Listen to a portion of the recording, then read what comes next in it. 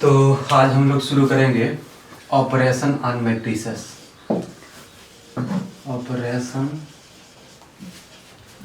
On matrices, आव्यूहों पर संक्रियाएं।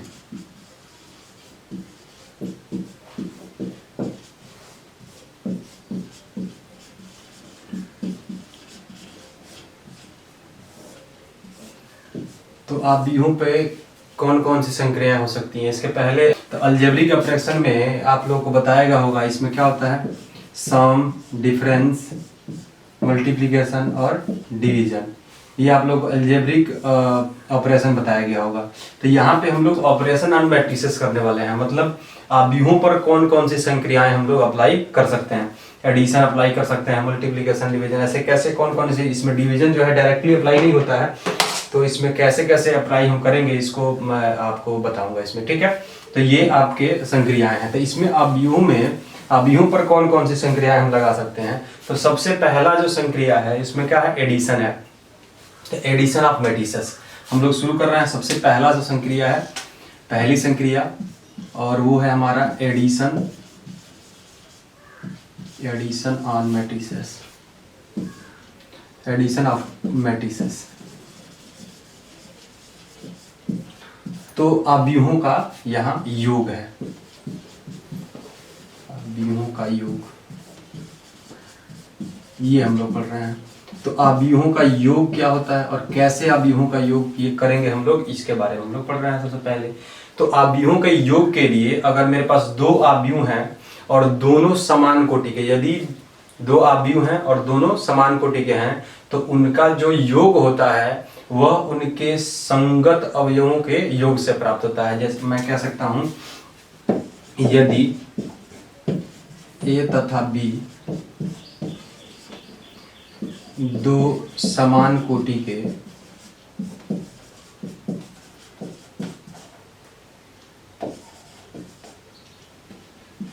आव्यूह हैं, तो इनका योग a प्लस बी भी इसी कोटि का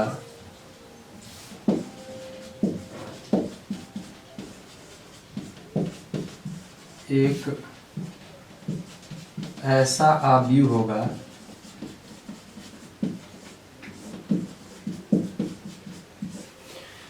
जो A तथा B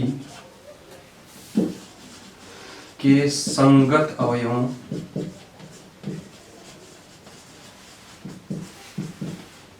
को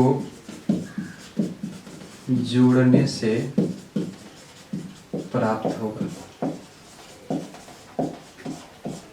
ठीक है, तो ये कह सकते हैं, इसका डेफिनेशन है, A तथा B दो अगर समान कोटि के आव्यूह हैं तो इनका योग A प्लस बी भी इसी कोटि का एक ऐसा आव्यूह होगा जो A तथा B के संगत अवयवों को जोड़ने से प्राप्त होगा। यहाँ पे देखने वाली बात क्या है कि वो समान कोटि के आव्यूह होने चाहिए।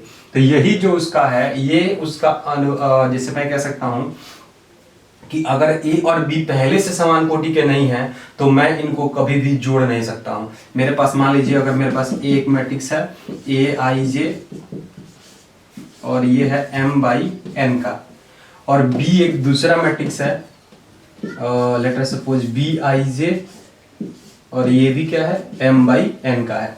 अगर ये ऐसा है, दोनों की ऑर्डर क्या है, सेम है, तब मैं यहाँ पे a प्लस बी निकाल सकता हूं।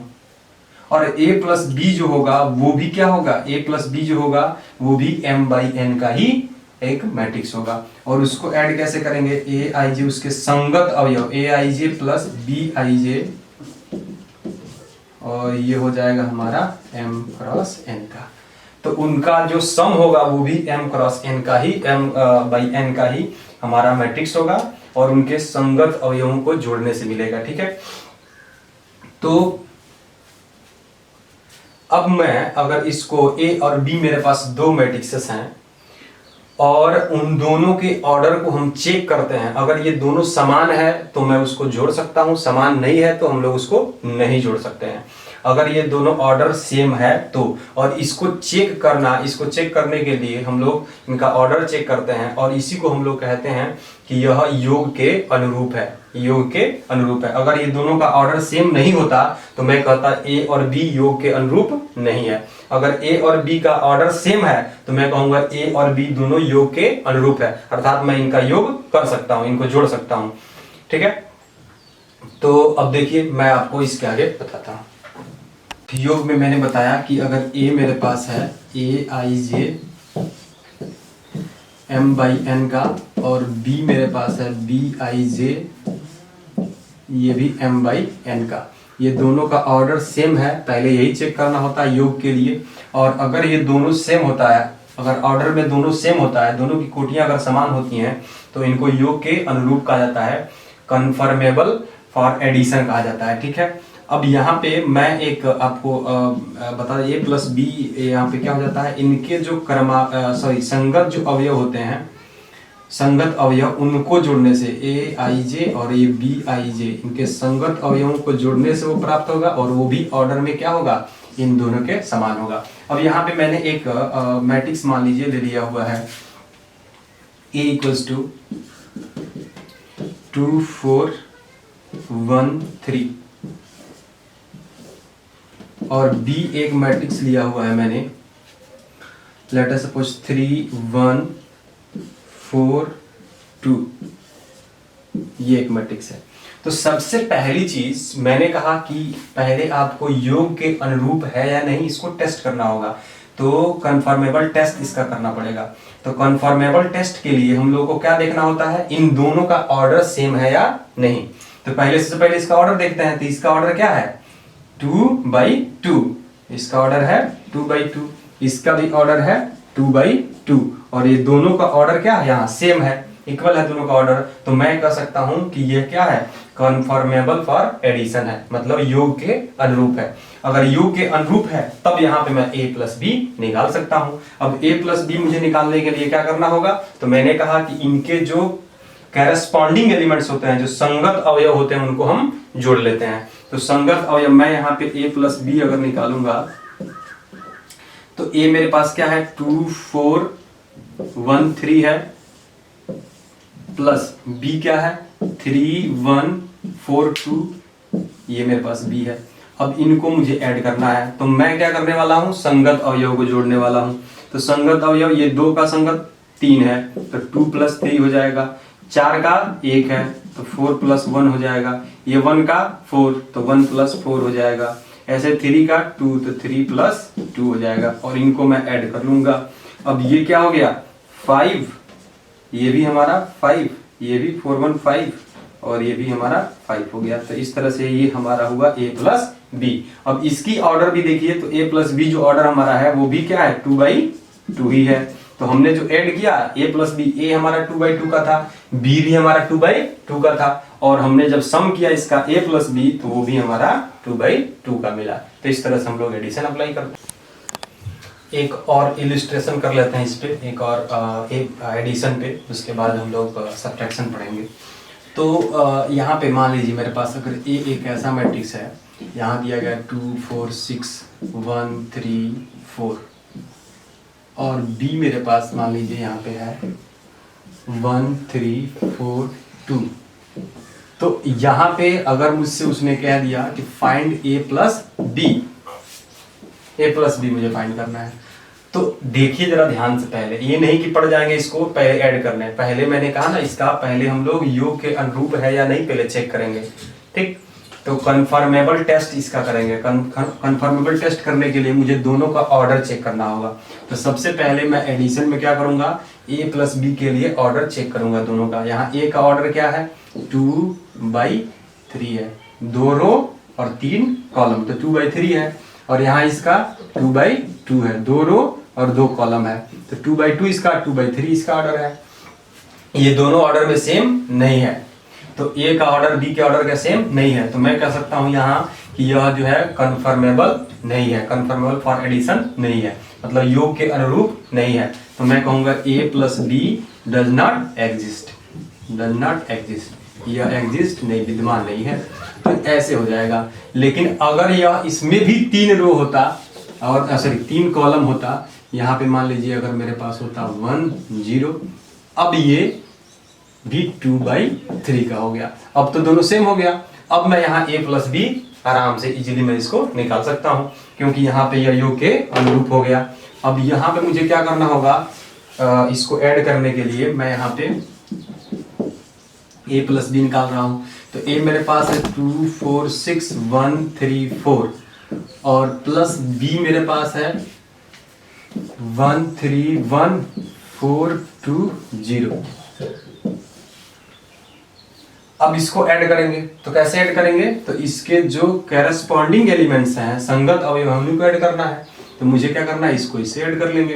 तो 2 + 1 3, 4 + 3 7, 6 + 1 7 और 4 + 1 5, 3 + 2 5 और ये 4 + 0 4।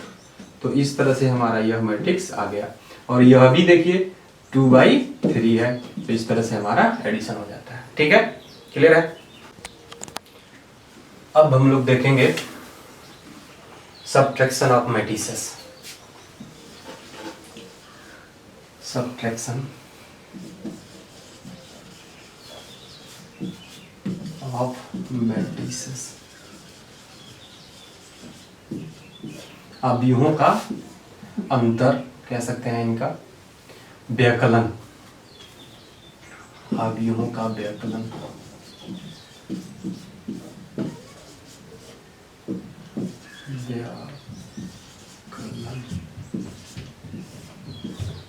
तो इनका अंतर कैसे हम लोग निकालेंगे, अवयवों का अंतर। तो कहानी वही है, यदि मेरे पास ए और बी 2 समान कोटि के अवयव हैं तो उनका अंतर a माइनस बी उनके संगत अवयवों को घटाने से, उनके अंतर से प्राप्त होगा। मैं कह सकता हूं यदि a तथा b 2 समान कोटि के अवयव हैं तो इनका अंतर a माइनस बी भी उसी कोटि का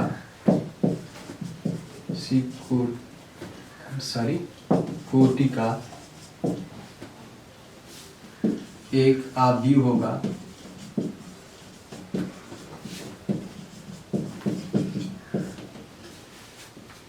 जो a तथा b के संगत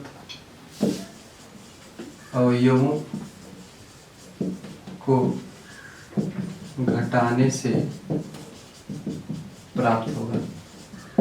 ठीक है, तो यहाँ भी वही चीज है, समान कोटि के अवयव होने चाहिए। ए और बी 2 समान कोटि के अवयव होने चाहिए। जैसे मान लीजिए मैंने लिया यहाँ पे ए मेरे पास है aij और इसकी ऑर्डर क्या है m/n है। एक b मेरे पास है bij और उसकी भी ऑर्डर m/n है। तो मैं कह सकता हूं कि ये कंफर्मेबल फॉर सब्ट्रैक्शन है। ठीक, दोनों का ऑर्डर क्या है, यहाँ सेम है। तो मैं अब a माइनस बी यहाँ निकाल सकता हूं। अगर सेम नहीं होता तो मैं इनका सब्ट्रैक्शन नहीं कर सकता था। अब जब मुझे इसका a माइनस बी करना होगा तो ये a माइनस बी जो होगा वो संगत अवयव, इसके जो संगत अवयव होंगे, संगत अवयवों को घटाने से, तो ये हमारा bij होगा और इसकी ऑर्डर जो होगी वो भी m/n होगी। तो इस तरह से हमारा ये सब्ट्रैक्शन होगा। अब इस पे एक इलस्ट्रेशन कर लेते हैं, अभी समझ में आ जाएगा। तो चलिए इस पे एक इलस्ट्रेशन कर लेते हैं।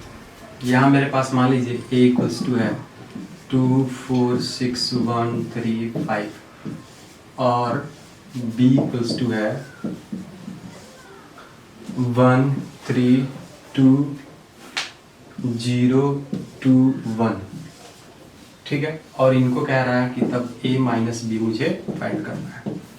तो देखिए सबसे पहले तो इसका ये अंतर के अनुरूप है या नहीं। तो हम लोग सबसे पहले कन्फर्मेबल फॉर सब्ट्रैक्शन देखेंगे। और कन्फर्मेबल फॉर सब्ट्रैक्शन के लिए क्या करना पड़ेगा, मुझे इन दोनों की ऑर्डर चेक करनी पड़ेगी। तो ऑर्डर चेक करते हैं, इसका ऑर्डर है 2/3, इसमें 2 रो है और 3 कॉलम है, तो 2/3 हो गया। और इसमें भी 2 रो है और 3 कॉलम है, तो यह भी 2/3 हो गया। अब इनका ऑर्डर दोनों का मुझे दिख रहा है कि सेम है, दोनों की कोटि समान है, तो मैं यहाँ a माइनस बी निकाल सकता हूँ। अगर ये समान नहीं होता तो मैं कहता कि a माइनस बी का अस्तित्व नहीं है, ये विद्यमान नहीं, इसको हम नहीं निकाल सकते। अब यहाँ पे मुझे निकालने में कोई दिक्कत नहीं है, तो मैं क्या करने वाला हूँ, a माइनस बी, यहाँ पे मैं a लिख लेता हूँ, 2 4 6 1 3 5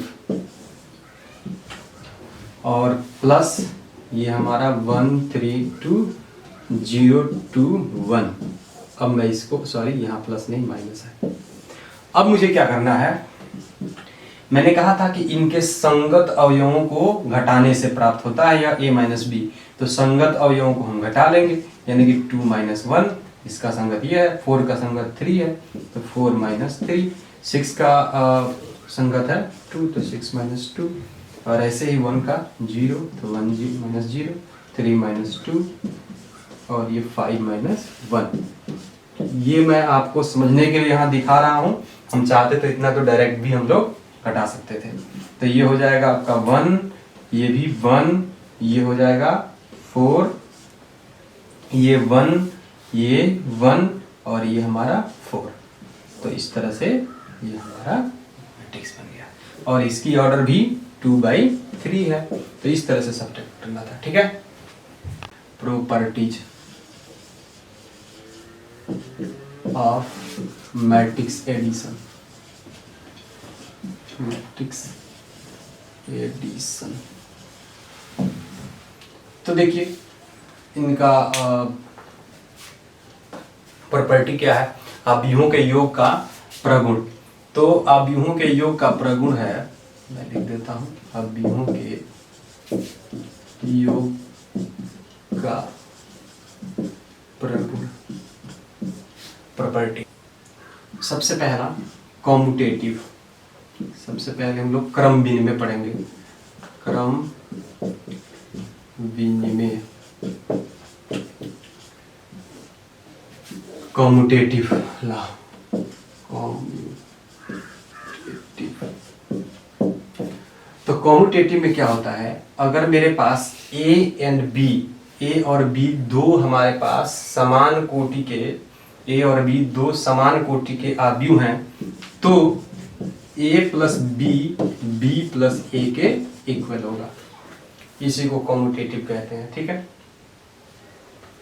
क्रम विनिमय ऐसे ही लग रहा होगा, क्रम का यहाँ क्रम जो है हमको बदल देना है, पहले को दूसरे जगह, दूसरे को पहले जगह पे। तो इस तरह से यह हमारा क्रम विनिमय होता है, कॉम्यूटेटिव होता है। a प्लस बी अगर b प्लस ए के इक्वल हो जाए, और a प्लस बी कब निकलेगा, जब दोनों समान कोटि का होगा, यानी कि यहाँ पे a और b दोनों क्या होने वाले हैं, समान कोटि के होने वाले हैं, तो इसी को हम लोग कॉम्यूटेटिव बोलते हैं। दूसरी जो प्रॉपर्टी है इसको साहचर्य हम बोलते हैं, हम लोग साहचर्य, साहचर्य नियम। तो साहचर्य नियम में एसोसिएटिव इसको आप बोलते हो, एसोसिएटिव। साहचर्य में क्या होता है कि मुझे a प्लस बी ये और प्लस सी करना है, इन दोनों के सम में मुझे एक तीसरे को ऐड करना है। तो क्या होगा कि ये b प्लस सी में अगर a को ऐड करें तो ये दोनों आपस में इक्वल होंगे, और इसी को हम बोलते हैं साहचर्य नियम, ठीक है। तो ये साहचर्य है। तीसरा जो नियम है आपका, यह है तत्समक, आइडेंटिटी के लिए, एग्जिस्टेंस ऑफ आइडेंटिटी। तो एग्जिस्टेंस ऑफ आइडेंटिटी में क्या होता है, कह सकते हैं तत्समक का अस्तित्व, तत्समक का अस्तित्व, existence, existence of identity, existence of identity. तो एग्जिस्टेंस ऑफ आइडेंटिटी में क्या होता है, जितने भी नल मैट्रिक्स होते हैं ना, नल मैट्रिक्स, वो सभी अवयवों के तत्समक होते हैं। कैसे, नल मैट्रिक्स उसी ऑर्डर का होना चाहिए, जो मैट्रिक्स होगा उसी ऑर्डर का एक अगर हम नल मैट्रिक्स ले लें, नल मैट्रिक्स में आपको बता चुका हूं जीरो मैट्रिक्स, उसमें सारे के सारे एलिमेंट जीरो होते हैं। तो मैं यहाँ पे क्या कह रहा हूं कि कोई एक मैट्रिक्स ए है तो उसके साथ अगर मैं एक नल मैट्रिक्स ओ ले लूं, ये ओ एक नल मैट्रिक्स है, तो ए प्लस ओ यह क्या होगा, वापस ए ही हो जाएगा, क्योंकि जीरो ऐड करके तो वही मिलने वाला है। तो ये क्या हो गया, मुझे इसको जोड़ने से इसकी आइडेंटिटी बरकरार रही है, ए ही रहा, तो मैं इसको कैसे ऐसे ही ओ प्लस ए करूं तो भी मुझे ए मिल जाएगा। तो इस तरह से मैं कह सकता हूं कि ओ क्या है, ओ यहाँ पे O is the additive identity, O is the additive identity. यहाँ पे जो ओ है नल मैट्रिक्स रिक्त या कह सकते हैं कि शून्य आव्यूह ओ, वह आव्यूह ए का क्या है, तत्समक आव्यूह है। ठीक है, तो यहाँ पे ओ ए का तत्समक आव्यूह है, O is the additive identity. अब जो चौथा नियम है, चौथा वो है एग्जिस्टेंस ऑफ इनवर्स। तो देखते हैं चौथा, एग्जिस्टेंस ऑफ इनवर्स।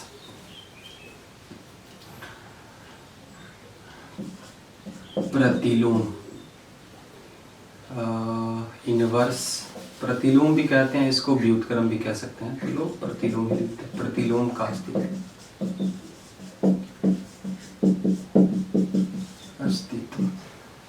तो यहाँ पे existence of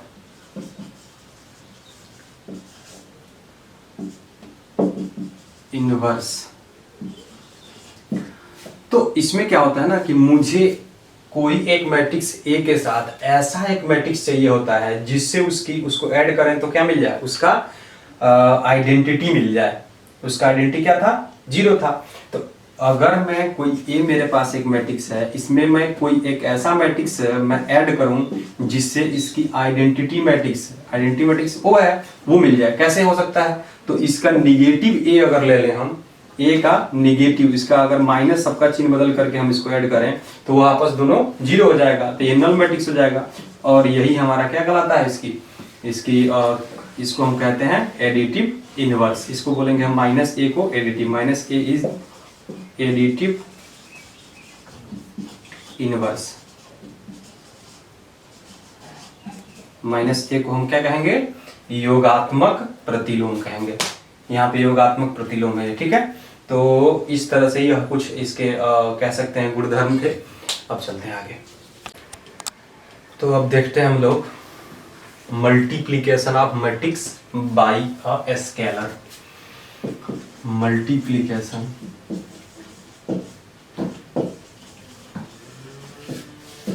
of matrix bye scalar, scalar, या इसको हम कहते हैं स्केलर मल्टीप्लिकेशन। ठीक है, स्केलर मल्टीप्लिकेशन, स्केलर मल्टीप्लिकेशन, अदिश गुणन। ठीक है, हालांकि ये हम लोग वेक्टर में भी पढ़ने वाले हैं, scalar multiplication and vector multiplication. तो हालांकि यहाँ पे अलग चीज है, मतलब एक स्केलर नंबर होगा जिससे हम लोग यहाँ पे मल्टीप्लाई करेंगे।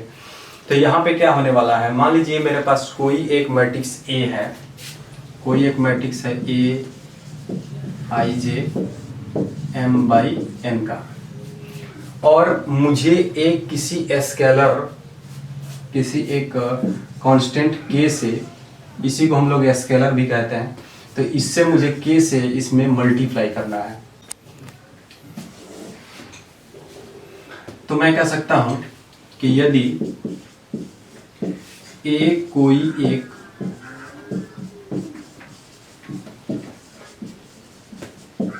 आव्यूह है तथा के कोई अदिश है, तो इनका अदिश ए तथा के का अदिश गुणन, अदिश गुणन के ए अवयव ए के सभी अवयव में, अवयव ए के सभी अवयव में के से, मैं कह सकता हूं प्रत्येक अवयव में के से गुणा करने से प्राप्त होगा, गुणा करने से प्राप्त होगा। जैसे मान लीजिए मैंने कोई ए लिया हुआ है 2 4 1 3 और मुझे क्या करना है 2 से मल्टीप्लाई करना है, मुझे 2 से मल्टीप्लाई करना है, मतलब 2a मुझे निकालना है। तो मुझे क्या करना होगा एक्चुअली 2 से सारे जितने इसमें एलिमेंट हैं प्रत्येक अवयव में मुझे क्या करना होगा मल्टीप्लाई कर देना होगा। तो 2 से मुझे मल्टीप्लाई करने के लिए यहाँ 2 4 1 3 है, तो मैं क्या करूँगा इस 2 से जितने एलिमेंट है सब में मल्टीप्लाई कर लूँगा। तो ये हो जाएगा 2 2 जा 4, ये हो जाएगा 4 2 जा 8 और ये 2 1 जा 2 2 3 जा 6। तो इस तरह से मेरा क्या हो गया ये 2a निकल गया। ठीक है, तो इसी को हम लोग स्केलर मल्टीप्लिकेशन कहते हैं। ऐसे ही हमारा और भी हो सकता है, जैसे मान लीजिए एक और देख लेते हैं। मेरे पास b है कोई 2 4 6 1 3 2 3 0 सॉरी। अब मुझे क्या करना है 3b निकालना है इसमें। ठीक है, तो 3b के लिए मुझे 3 से स्केलर मल्टीप्लिकेशन करना है, तो 3 से मैं मल्टीप्लाई करना है मुझे इसमें 2 4 6 1 3 0 में। तो मैं क्या करूंगा इस 3 से जितने भी इसमें एलिमेंट हैं सब में मैं मल्टीप्लाई कर लूंगा। तो मल्टीप्लाई करेंगे तो 3 2 जा 6, 4 3 जा 12 और 6 3 जा 18 और 3 1 जा 3, 3 3 जा 9 और ये 0। तो ये हमारा क्या हो गया इसका 3b आ गया। तो इस तरह से हमारा स्केलर मल्टीप्लिकेशन होता है। ठीक है, अब प्रॉपर्टी देख लेते हैं, प्रॉपर्टी ऑफ स्केलर मल्टीप्लिकेशन। ठीक है,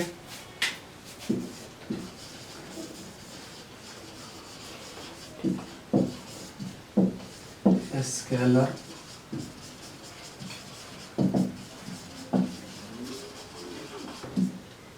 scalar multiplication, property of scalar multiplication. इसमें कुछ खास नहीं है। जैसे मान लीजिए मेरे पास अगर ऐसे कोई k है, कोई एक स्केलर क्वांटिटी k है और ये दो मैट्रिक्स हैं सेम ऑर्डर के a प्लस b, तो इसको मैं क्या करूंगा अगर इन दोनों को ऐड करके k से मल्टीप्लाई करूं तो, या मैं इसमें इस k से पहले मल्टीप्लाई कर लूं फिर k से मैं b में मल्टीप्लाई कर लूं और उसके बाद ऐड करूं तो ये दोनों सेम होता है। ये प्रॉपर्टी है पहली प्रॉपर्टी।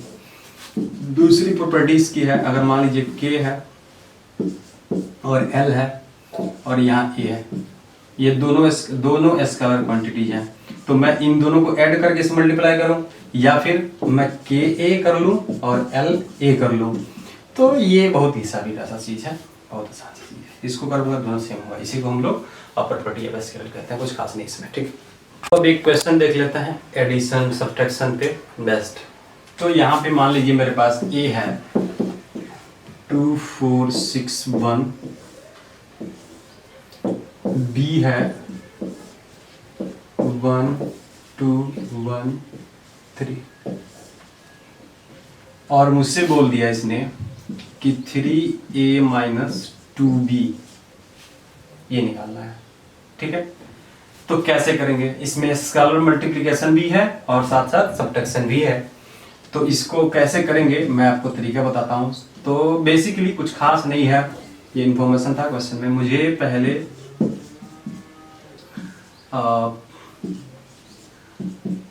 3a मेरे पास क्या है 2 4 6 1, ये मैंने फिल कर दिया। फिर -2 और b क्या है 1 2 1 3। अब मुझे इसको सॉल्व कर लेना है। तो सिंपली इससे मुझे मैंने अभी बताया था स्केलर मल्टीप्लिकेशन में इस 3 से जितने भी इसमें एलिमेंट हैं सब में मल्टीप्लाई हो जाएगा।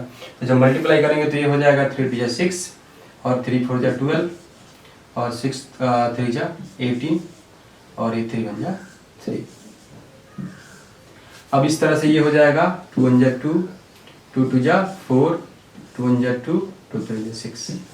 ठीक है, तो ये मैंने मल्टीप्लाई कर लिया। अब तो यहाँ पे सब्ट्रैक्शन है और सब्ट्रैक्शन मैंने बताया था बिल्कुल इजी है। अगर इन दोनों का ऑर्डर सेम है तो मैं क्या करूंगा कि जो इसमें करेस्पॉन्डिंग एलिमेंट है उनको मैं सब्ट्रैक्ट कर लूंगा। तो अब मैं करस्पॉन्डिंग एलिमेंट को सब्ट्रैक्ट करूंगा, यानी 6 - 2 इसका करस्पॉन्डिंग 2 है, यहाँ माइनस है तो 6 माइनस 2 क्या हो जाएगा 4। ऐसे 12 माइनस 4 8 हो जाएगा। ऐसे 18 माइनस 2 ये 16 हो जाएगा। 3 माइनस 6 ये हमारा माइनस में 3 हो जाएगा। और यही हमारा क्या हो गया आंसर हो गया। तो ये बड़ा आसान था, इस तरह से करना था। ठीक है, ये एक एग्जांपल है आपके एनसीईआरटी टेक्स्ट बुक का 1 नंबर एग्जांपल है। तो कैसे इसको करेंगे देखिए, बहुत ही आसान है। यहाँ पे क्या कह रहा है, ए मुझे एक दिया गया मैट्रिक्स है और दूसरा एक मैट्रिक्स बी है, और कह रहा है कि 2a plus 3x equals to 5b ये दिया हो, तो आव्यूह x हमको ज्ञात करना है। तो कुछ नहीं, बहुत खास नहीं है, ये हमारा इंफॉर्मेशन था क्वेश्चन में।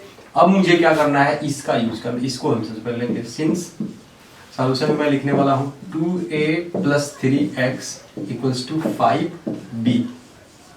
अब या तो आप पहले ही a और b की वैल्यू फाइंड पुट कर लें, उसके बाद इसको सॉल्व करें, या पहले मैं इसको सॉल्व करूंगा इसके लिए, उसके बाद a और b की वैल्यू पुट करूं। दोनों तरीका ठीक है, दोनों से आप कर सकते हैं। तो मैं क्या कर रहा हूं, सबसे पहले इसको सॉल्व ही कर लेता हूं। मैं इस 2a को चाहूं तो मैं ट्रांसफर कर सकता हूं उधर, क्योंकि ये कम्यूटेटिव लॉ को फॉलो करता है। तो मैं क्या कर सकता हूं, इसमें उधर इसको ट्रांसफर कर सकता हूं, दोनों साइड में मैं -2a कर सकता हूं। उधर जब ट्रांसफर करेंगे तो 3 टाइम x इक्वल्स टू हो जाएगा 5b माइनस 2a। ओके, अब यहाँ पे ये 3 है, इस 3 को मुझे हटाना है। इस 3 को हटाने के लिए क्या करना पड़ेगा, मुझे डिवाइड करना पड़ेगा 3 से। तो मैं क्या करता हूँ, इसको भेजूंगा उधर, तो ये क्या हो जाएगा 1/3 हो जाएगा। इधर मल्टीप्लिकेशन यहाँ पे मल्टीप्लाई हुआ था, इधर डिवाइड हो जाएगा। अब यहाँ पे ये हो गया 5b और माइनस 2a। ठीक है, अब मैं यहाँ पे आराम से a और b की वैल्यू को पुट करूंगा और x आराम से मुझे निकल जाएगा। तो x इक्वल्स टू हो जाएगा 1/3 और 5b। b मेरे पास क्या है, b मेरे पास है 2 माइनस 2 4 2 माइनस 5 1। ठीक है, माइनस 2a, a मेरे पास क्या है 8 0 4 माइनस 2 और ये 3 6। अब मुझे इसको सॉल्व कर लेना है।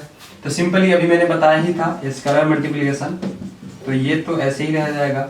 स्केलर मल्टीप्लिकेशन, इसमें 5 से अगर स्केलर मल्टीप्लाई करोगे तो ये सब में ना जितने एलिमेंट हैं सब में 5 से मल्टीप्लाई हो जाएगा।